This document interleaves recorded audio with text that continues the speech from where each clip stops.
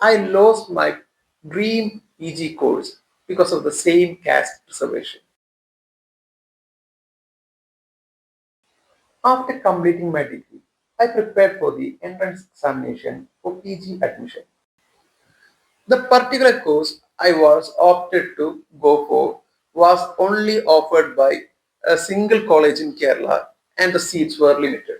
I secured a top 10 position in the entrance examination, but I failed to get admission because the number of seats available for the general category was only 4 and my rank was 9. The remaining seats were reserved under different categories. As a result, some candidates with lower marks than me secured admission. This became a reason for my anger towards caste reservation. And I used to argue that these caste reservations are unfair and doesn't fit for the modern society because there are no such caste discrimination existed as it once did.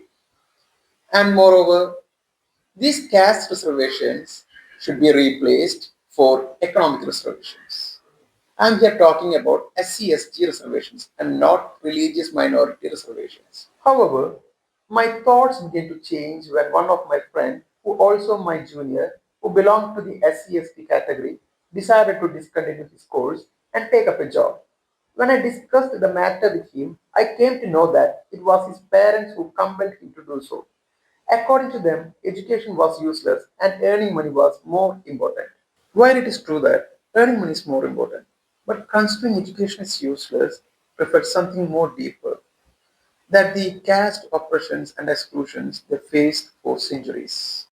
Because of this, their representation in reserved seat may be visible, but in general merit category is still comparatively low.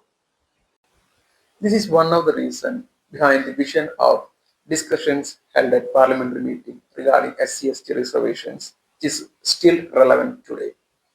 This is not due to the lack of talent for them, but the deeply rooted emotion that they are not fit for mainstream spaces. That mindset is not their fault. It is the result of the social system that existed for centuries.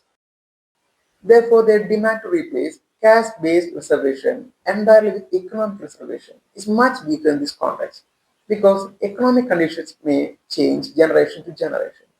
But the caste identities, along with the social realities attached to it, is much difficult to disappear. And moreover, a claim of caste discrimination doesn't exist entirely now is not true. If someone speaks out against being called by their caste name, certain groups respond by saying, first surrender your reservation benefits and then file a case. This reflects the mindset that the caste reservation is some form of charity or a special favor. Likewise, many families may support inter-religious marriages, yet strongly oppose inter-caste marriages. Whenever someone behaves badly, people still casually say he is showing the nature of those kinds of people, indirectly referring to caste stereotypes. Moreover, in Kerala, the rap songs of Vedan were compared with devotional bhajans like Nanda Govinda. Since Verdon openly sings about the caste discrimination that he faced and the discrimination that existed in the society, and this triggered some so-called allied groups who used devotional songs as cultural weapon against him. This itself reflects the double standard that still exists within the society, and the attitude of the society doesn't change completely. And among the oppressed communities, that feeling that they suffered from the historical caste discrimination is not completely cured also. By realizing this, it changed my perspective towards the caste-based reservation and it reduced my anger.